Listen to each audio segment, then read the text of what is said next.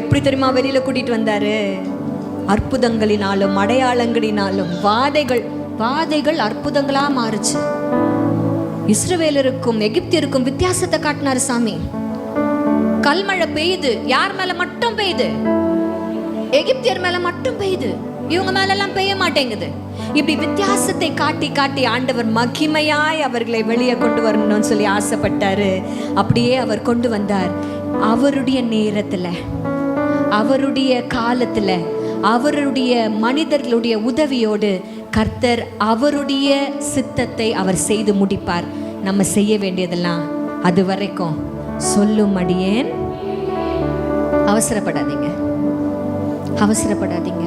உங்களுடைய கூக்குரலை அவர் கேட்டுட்டார்.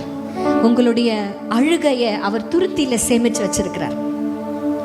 உங்களுக்கு விரோதமாய் யார் என்ன செஞ்சாலும் அதை அவருடைய கண்ணின் மணியை தொடுவதற்கு சமானம்.